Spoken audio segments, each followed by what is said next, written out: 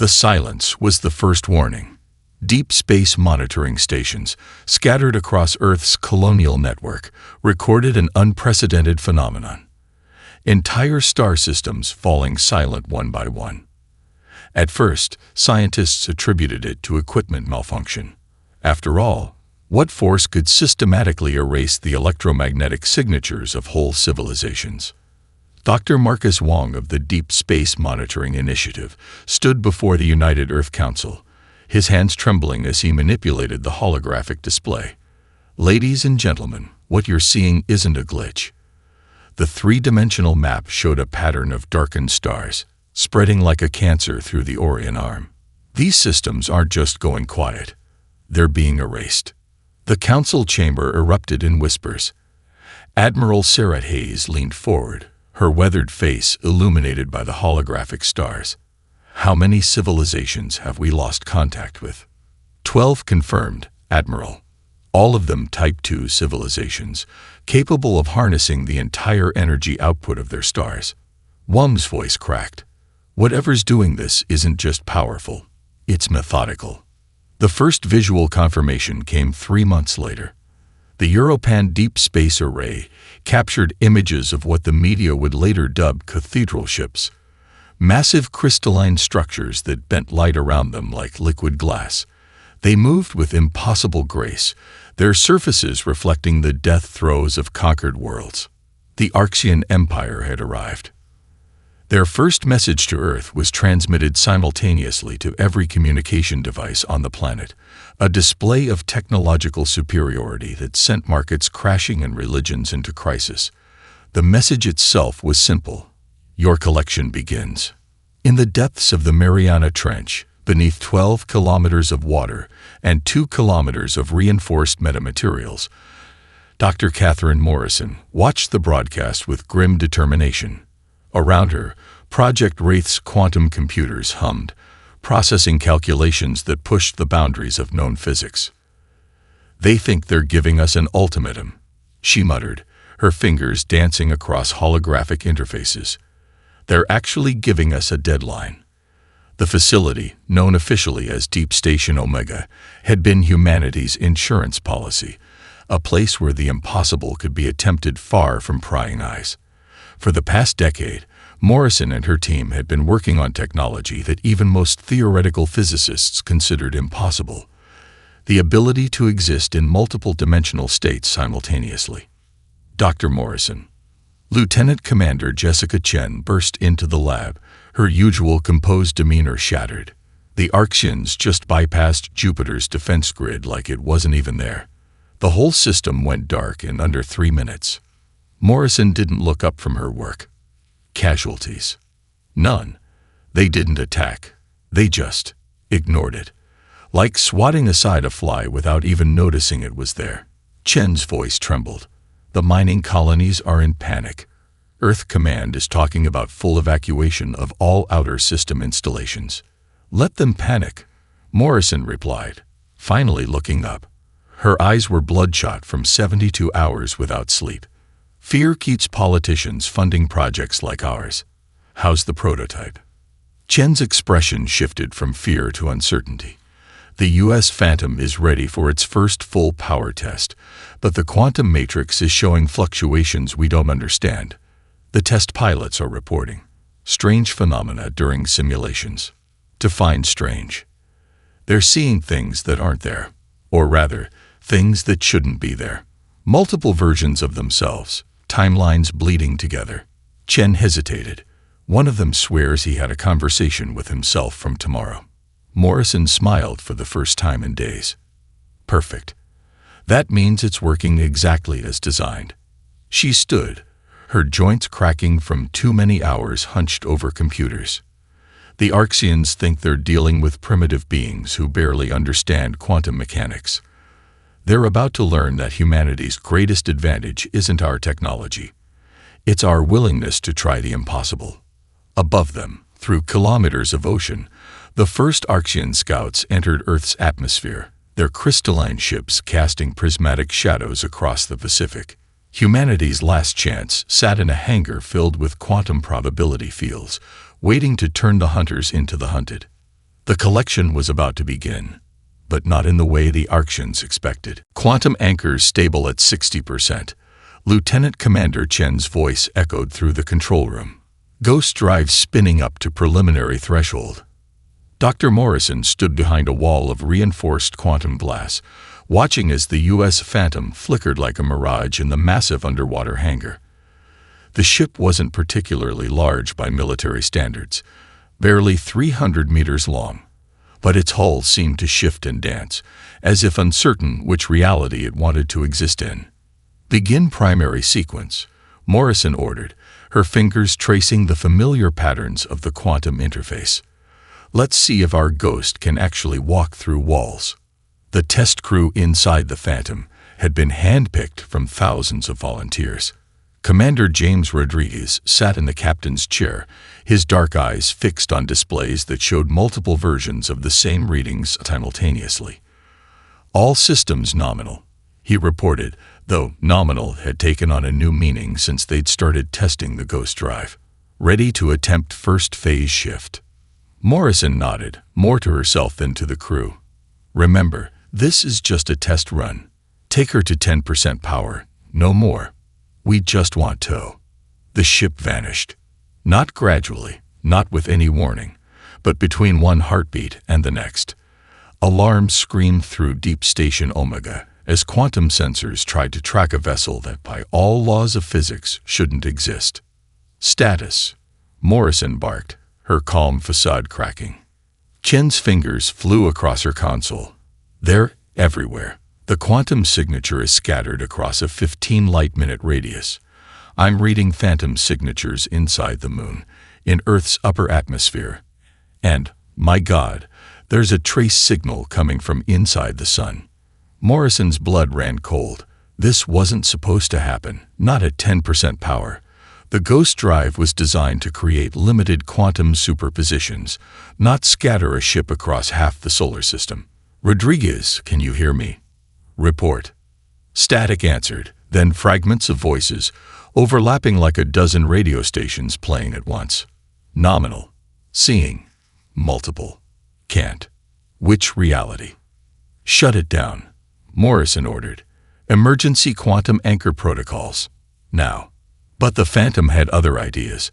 As they watched in horror, the ship's quantum signature began to coalesce, not in the hangar where it had started, but inside the moon's core. Reality itself seemed to hiccup as matter tried to exist in spaces that were already occupied. "They're going to materialize inside solid rock," Chen whispered. "The entire crew." Morrison slammed her hand down on the emergency protocols. "Redirect all power to the quantum tethers. If we can't pull them back, maybe we can at least shift them to empty space." For 47 minutes, the crew of the U.S. Phantom existed everywhere and nowhere. Quantum sensors tracked them through the hearts of planets, through the vacuum of space, through realities where Earth had never formed and where humanity had never evolved. Inside the ship, the crew experienced lifetimes in moments, saw versions of themselves that had made different choices, lived different lives. When the Phantom finally reappeared in the hangar, steam rising from its impossible hull, the crew stumbled out with eyes that had seen too much. Rodriguez was the last to emerge, his dark hair now streaked with gray at the temples. "Report," Morrison demanded, rushing to meet him. "What happened?" Rodriguez looked at her with eyes that seemed to be focusing on multiple distances at once. "We succeeded," he said simply. "The ghost drive works better than we ever imagined. But there's something you need to know." He grabbed her arm, his grip urgent. "We saw them, Doctor. We saw the Arctians, not just here and now, but in every reality where they exist, and in every single one." He swallowed hard. "They're afraid of us. They just don't know it yet." Morrison studied the quantum readings from the test flight, her mind already racing with possibilities. The Arctians were coming, yes, but they were about to face something they'd never encountered before. A species crazy enough to weaponize quantum uncertainty itself. The Phantom vessel was ready. Now they just had to hope humanity was ready for what came next. The Arctian attack on Europa came without warning. Their cathedral ships emerged from quantum space like crystalline predators, their hulls refracting Jupiter's light into deadly prismatic beams. The mining colonies, home to over 50,000 humans, had barely minutes to react. Multiple hostile signatures, Europa Command reported, their transmission cutting through the chaos. At least 15 capital ships, configuration unknown. They're not even bothering to shield their approach. In the U.S. Phantom's command center, Commander Rodriguez watched the tactical display with eyes that still saw too many realities at once. "They think this is going to be easy," he said, his voice carrying an edge that hadn't been there before the test flight. "Time to change their minds." Ghost drive status.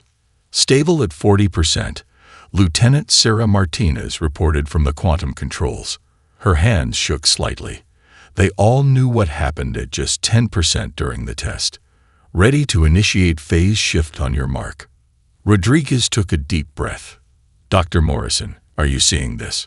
From Deep Station Omega, Morrison's voice crackled through quantum-encrypted channels. "Confirmed, Commander. Remember, you have 3 minutes at most before quantum coherence starts to degrade. Make them count." Ghost protocol initiated, Rodriguez commanded. "Let's show them why you don't corner humanity." The Phantom shifted, not just into another space, but into multiple spaces simultaneously. To the Arxian fleet, it must have looked like reality itself was having a seizure. One human ship became 6, each one as real as the others, each moving with perfect coordination through their formation. "Energy spike," Martinez called out. "They're trying to target all versions of us simultaneously." The crystalline ships fired, their prismatic beams capable of cutting through conventional warships like paper. But you can't hit what exists in 6 different places at once. The beams passed through quantum ghosts while the real Phantom, if any version could be called real, appeared inside their formation. "Quantum torpedoes, full spread," Rodriguez ordered. "Target their drive signatures." The weapons launched, but instead of normal torpedoes, these existed in quantum superposition. Each one carried the potential energy of every reality where it hit its target. When they detonated, they didn't just damage the Arxian ships, they rewrote the local laws of physics around them. 3 cathedral ships vanished instantly, their quantum signatures scattered across 1,000 potential realities. 2 more found themselves occupying the same space-time coordinates, an impossibility that reality solved by ejecting both vessels into totally different dimensions. "They're breaking formation." Martinez's voice was thick with disbelief. "The remaining ships are. They're retreating." But victory came with a price. Inside the Phantom, reality was beginning to fray. Martinez aged 5 years in an instant, her hair graying at the temples. Ensign Jackson started speaking in tongues. Later analysis would reveal he was speaking perfect Sumerian, a language he'd never studied. And Rodriguez saw every possible outcome of the battle simultaneously, an experience that would haunt his dreams for years to come. "Ghost drive reaching critical fluctuation," Martinez reported, her now older hand steady on the controls. "We need to phase back now." The Phantom collapsed back into normal spacetime, just as the last Arxian ships flood into quantum space. Europa's colonies were safe, but the crew of humanity's first quantum warship sat in stunned silence, each forever changed by what they'd experienced. Europa Command to U.S. Phantom. The transmission cut through the quiet. We don't know what we just saw, but thank you. 50,000 lives saved today." Rodriguez looked at his reflection in a nearby screen, noting how his eyes seemed to focus on points in space that didn't exist in this reality. "Phantom to Europa Command. Tell Earth. Tell them the ghost dance worked. And tell Dr. Morrison. Tell her we're going to need more ships." In Deep Station Omega, Morrison was already analyzing the battle data. The quantum readings were unlike anything they predicted. The Arxians hadn't just been defeated, they'd been introduced to a kind of warfare they'd never imagined possible. A kind only humans would be desperate enough to attempt. The first battle was won. But the war for humanity's survival was just beginning, and the price of fighting it would be higher than anyone could have predicted. Deep Station Omega's medical wing was never meant to handle quantum psychology cases. Yet here they were, 3 months after the ghost dance at Europa, with every bed filled with Phantom-class crew members experiencing reality shifts that defied conventional medicine. Dr. Morrison stood at Lieutenant Martinez's bedside, watching the temporal distortion field around her patient pulse like a heartbeat. How long has she been experiencing the loop? 48 hours in our time, Dr. Hayes, the quantum psychiatrist, replied. But from her perspective, she's lived the same Tuesday roughly 700 times. Each loop shows her a different version of her death in combat. Down the hall, Ensign Jackson sat in a padded room, having conversations with versions of himself from parallel timelines. Sometimes he spoke languages that hadn't existed for millennia. Other times, he spoke ones that hadn't been invented yet. 4 more Phantom-class vessels completed construction yesterday, Morrison said, her voice heavy with guilt. We need crews for them. You can't be serious, Hayes protested. Look what it's doing to them. Rodriguez hasn't slept in weeks because he says he's already lived every possible dream he could have. As if summoned by his name, Commander Rodriguez appeared in the doorway. His quantum shadow preceded him by exactly 2.3 seconds now, a side effect of existing partially out of sync with normal spacetime. The Arctians have hit 3 more colonies while we debate ethics, he said, his voice echoing slightly as multiple versions of himself spoke simultaneously. We're losing this war one reality at a time. Morrison turned to face him. James, you're not cleared for duty. The quantum bleed in your cortex is stable, he interrupted. More or less. And I'm not here about me. He held up a tablet displaying a list of names. These are new volunteers, over 1,000 of them, all requesting assignment to Phantom-class vessels. Hayes snatched the tablet. Are they insane? They've seen what happens to the crews. They've seen what happens to colonies that don't have Phantom protection, Rodriguez countered. His quantum shadow flickered, showing versions of him that had made different choices, lived different lives. The Arctians glassed New Mars yesterday. 3 million dead in an instant. Morrison studied the volunteer list, her heart sinking as she recognized names. Some of these are children of current crew members. Better to lose our minds than our world, Rodriguez quoted the now infamous words that had become the unofficial motto of Phantom crews. They know the cost. They're willing to pay it. In her bed, Martinez stirred, caught in another temporal loop. Tuesday, she whispered. It's always Tuesday, and I always die. But Earth survives. Earth always survives. The quantum psychiatrist made a frustrated sound. This isn't sustainable. We're creating an entire generation of temporal schizophrenics. The human mind wasn't meant to. The human mind, Rodriguez cut in, wasn't meant to do a lot of things. It wasn't meant to split atoms, break the sound barrier, or walk on the moon. But we did those things because we had to, because the alternative was extinction. Morrison looked at her tablet, where simulation results showed the ghosting effect was spreading. Each use of a phantom drive created quantum echoes, ripples in reality that were slowly changing the fundamental nature of spacetime around Earth. We need to find a way to stabilize the effect, she said finally. If we're going to keep launching ships, we need to minimize the human cost. Run the modifications on me first, Rodriguez offered immediately. I'm already quantum compromised. Might as well make it count. In the hallway, another crew member began screaming, not in pain, but in wonder. He could see every possible version of Earth, every timeline where humanity survived or failed, the burden of infinite knowledge wrapped in a finite mind. Hayes shook her head.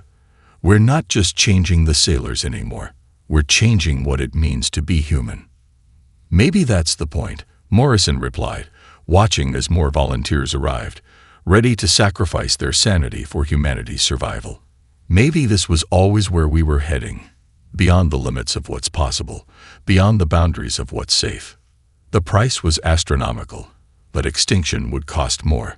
And humanity had always been willing to pay any price to survive. Saturn's rings glowed with the reflected light of nuclear fire. The Archean planet killer, a massive crystalline structure that dwarfed their cathedral ships, had appeared at the system's edge 12 hours ago. Now it hung in space like an executioner's axe, its prismatic surface collecting solar energy for what would be a civilization-ending blast.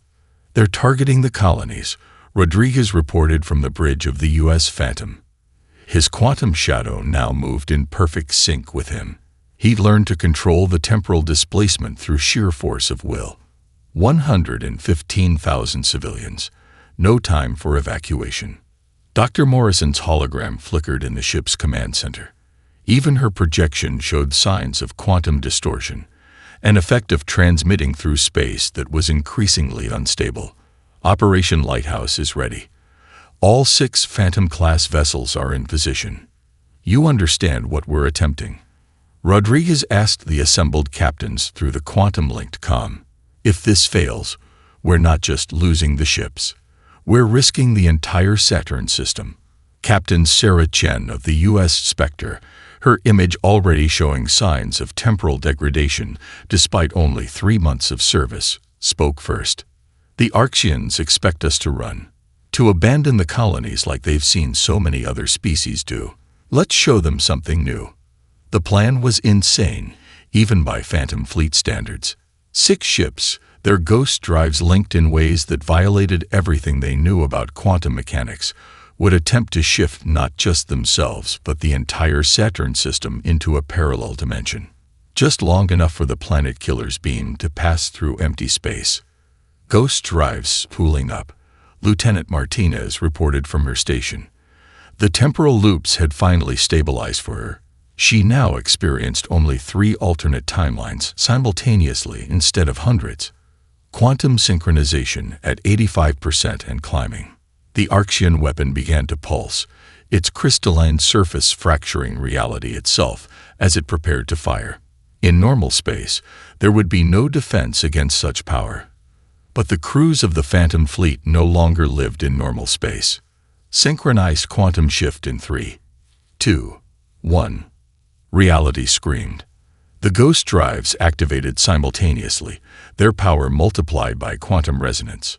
A bubble of distorted space-time expanded outward at impossible speeds, engulfing Saturn, its rings, its moons, and every human colony in the system. For one eternal moment, everything existed everywhere and nowhere. Rodriguez saw it all. Every possible outcome. Every reality where they succeeded and failed. In some, the system was destroyed. In others, the quantum bubble collapsed into a singularity. But in this reality, in this moment, humanity's desperate gamble paid off. The planet killer's beam lanced through empty space where Saturn had been milliseconds before. The entire system had shifted just slightly out of phase with normal reality, becoming as ghostly as the ships that protected it. "Shift successful," Martinez called out, her voice echoing across multiple timelines. Colony signatures confirmed in alternate space. The beam, it missed everything. The Archean weapon, its energy expended, hung useless in space. The cathedral ships around it moved in patterns that suggested confusion, even panic. They had never seen anything like this, an entire star system turning itself into a ghost to avoid their attack. As Saturn and its colonies phased back into normal space, the Archean fleet retreated in disarray. They had come expecting to execute a helpless civilization. Instead, they had witnessed an act of quantum engineering that bordered on the divine. The victory celebration was cut short by alarms from the quantum sensors. Multiple fractures in local spacetime, Morrison reported, her hologram splitting into parallel versions of herself. The dimensional stress. It's changing something fundamental about reality in this sector. Rodriguez looked out at Saturn's rings, now shimming with quantum distortion patterns that hadn't existed before. We knew there would be consequences. The question is, are we ready to pay the price? From the other Phantom ships came reports of crew members experiencing new and strange quantum effects. The ghost drive technology wasn't just changing them anymore. It was changing the very nature of space around Earth. Humanity had won its greatest victory yet. But as reality itself began to bend under the weight of their desperation, one thing became clear: there would be no going back to normal. Normal, like so many other constants, was becoming just another ghost in the quantum night. The quantum-tethered hunter emerged from hyperspace like a predator scenting blood. Its crystalline surface had evolved, no longer purely geometric, but organic, almost alive. The Arctians had learned, adapted, and created something new specifically to counter the Phantom fleet. Multiple quantum traces detected. Lieutenant Martinez reported from her station aboard the U.S. Phantom. Her temporal echoes were synchronized now, all versions of her working in perfect harmony. It's tracking our dimensional wake. Commander Rodriguez studied the sensor readings with eyes that could see across realities. The hunter vessel wasn't just following them. It was learning from every quantum shift, every dimensional jump. They've weaponized our own technology against us. Incoming transmission. Communications Officer Wei announced. It's broadcasting across all quantum frequencies simultaneously. The message came in perfect English, spoken by what seemed to be a chorus of voices.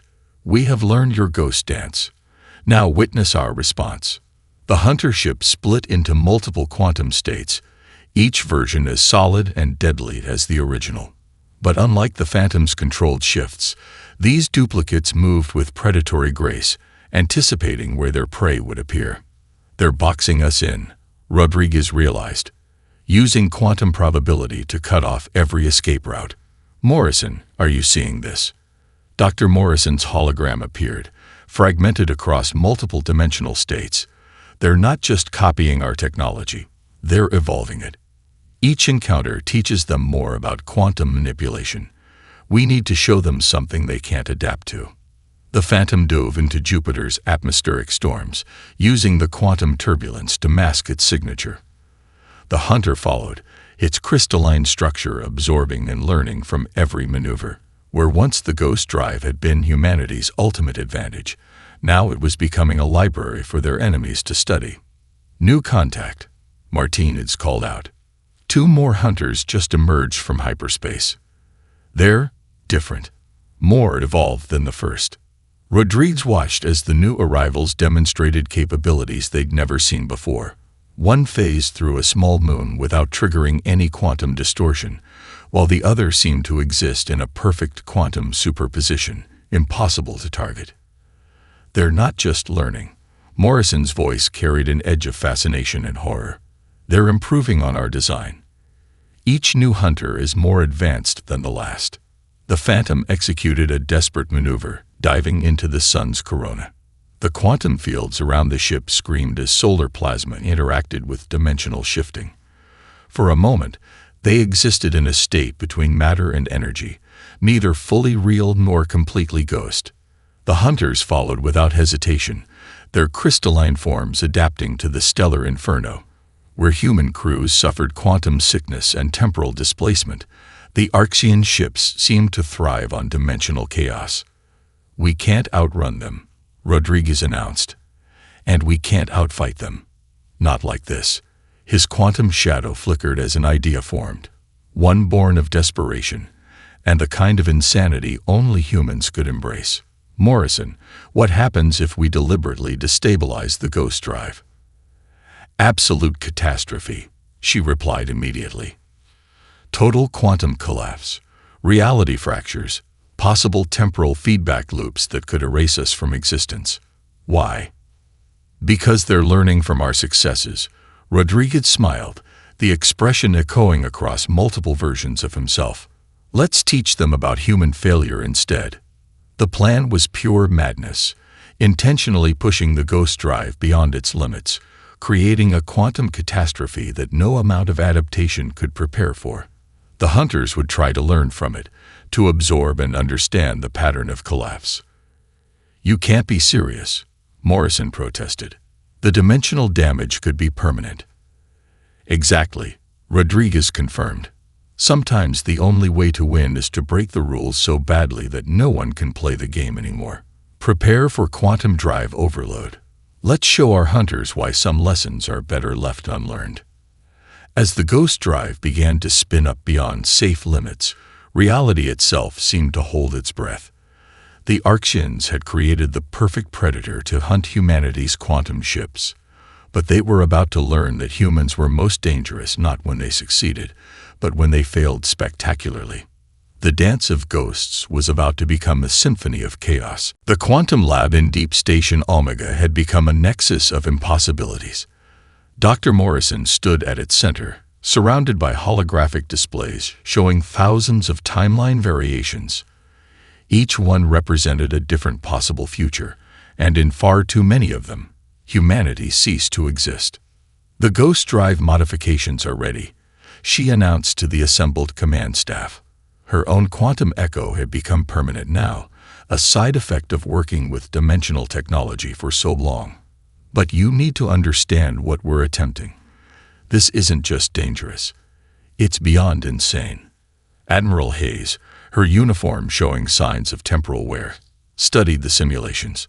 Explain it again, in terms even a non-quantum physicist can understand. We're going to merge every timeline where humanity wins, Morrison said simply. Not just view them, not just learn from them. We're going to force reality to accept all of them simultaneously. Every victory, every successful strategy, every moment of triumph. All compressed into a single quantum event. The room fell silent. Even for the Phantom Fleet, this was unprecedented. The human mind can't process that many realities at once. Dr. Hayes, the quantum psychiatrist, warned. We've seen what happens when crews experience just a few alternate timelines. This would be thousands, millions, maybe. Commander Rodriguez stepped forward, his quantum shadow now a permanent chorus of alternate selves. I'll do it. My mind's already adapted to multiple timeline exposure. And more importantly, I've seen what happens if we don't try this. The Orcs don't just defeat us. They erase us. Make it so we never existed at all. Morrison touched a control, and a new hologram appeared. The modified U.S. Phantom. Its hull was covered in experimental quantum matrices designed to channel and direct dimensional energy in ways that violated every known law of physics. The ship will hold itself together for exactly 3 minutes after activation, she explained. After that, the quantum stress will either tear it apart or collapse it into a singularity. Maybe both, simultaneously, across multiple dimensions. And the crew? Hayes asked, though they all knew the answer. Will experience every possible version of the mission at once. Success, failure, death, survival. All of it, in an eternal moment. Morrison's voice cracked. We're asking them to live and die a million deaths for this chance. Rodriguez smiled, an expression that echoed across his quantum duplicates. Better than dying just once and letting Earth fall. When do we leave? The next 12 hours were a blur of preparation. The modified Phantom was moved to launch position, its systems humming with power that made reality itself shiver. The volunteer crew, all of them already showing signs of quantum exposure, took their positions. Before launch, Morrison approached Rodriguez one last time. James, in most of the simulations where this works, the ship doesn't come back. The crew becomes quantum ghosts, he finished. Neither fully real nor completely gone. I know. We all know. But better to become ghosts than to let humanity become extinct. The launch countdown began. In orbit, the Orcian fleet was approaching, their quantum hunters leading the way. They had learned to counter every trick, every strategy the Phantom fleet had developed. But they hadn't learned the most important lesson about humanity. Sometimes the most dangerous enemy is the one with nothing left to lose. Ghost drive spooling up, Martins reported from her station, her voice overlapping with versions of herself from other timelines. Quantum matrices at maximum capacity. Timeline convergence in 3, 2. Reality fractured.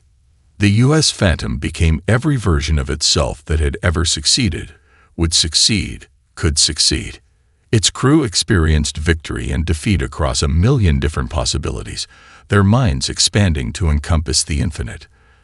The Arxian fleet faced not one ghost ship, but every ghost ship that had ever won a battle against them, all existing in the same moment, all attacking with the accumulated knowledge of countless victories. As space-time itself began to unravel around them, Rodriguez felt his consciousness spreading across the quantum foam of reality. They were about to become the very thing they had been named for, true phantoms, existing everywhere and nowhere, their victory echoing across every possible timeline. The final dance of the ghosts had begun. The quantum storm lasted for 7 days. When it finally cleared, the space around Earth had changed forever. Reality had become fluid, multiple timelines coexisting in ways that defied conventional physics. The Arxian fleet was gone.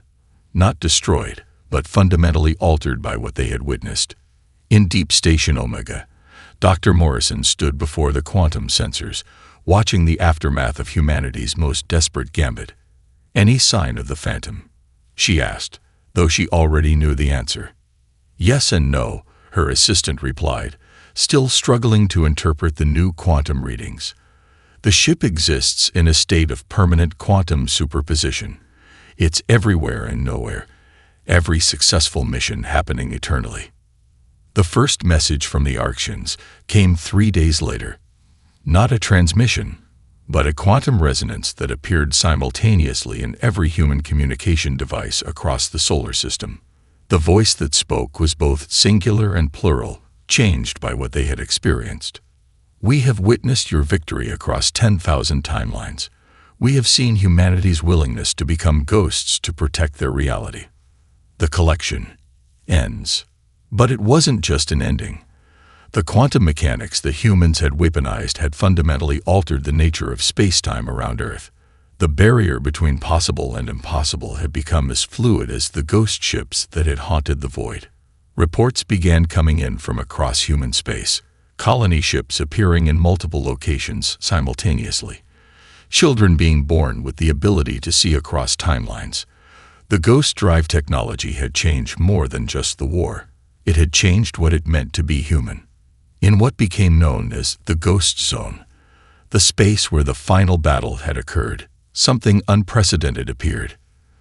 The U.S. Phantom, or rather, every successful version of it, existing in a quantum superposition that defied normal spacetime. Rodriguez's voice echoed across all frequencies, both temporal and spatial. "We succeeded, not just here, not just now, but in every reality where humanity needed to survive. The price was our solidity, our singular existence, but what we gained." The message trailed off into quantum static, but its meaning was clear. The crew of the Phantom had become living quantum ghosts, existing across all successful timelines simultaneously. They were both heroes and cautionary tales, victories and warnings about the cost of survival. The Arxians, changed by their encounter with human determination, proposed more than just peace. They offered an exchange of knowledge, fascinated by a species willing to shatter reality itself rather than submit to extinction. Dr. Morrison, standing in the quantum-shifted spaces of Deep Station Omega, watched as humanity began to adapt to their new reality. The ghost drive technology, originally created for war, was being repurposed. Ships now traveled through quantum space, exploring not just distance but possibility. Human consciousness expanded to encompass multiple timelines, leading to advances in science and philosophy that would have been impossible before. Was it worth it? Admiral Hayes asked her one day, as they watched a quantum shuttle phase through multiple realities simultaneously. Morrison thought of Rodriguez and his crew, forever quantum ghosts in the void. She thought of the children being born who could see across timelines, of the new form of humanity emerging from the chrysalis of desperate innovation. "We set out to save humanity," she replied, her quantum echo harmonizing with her words.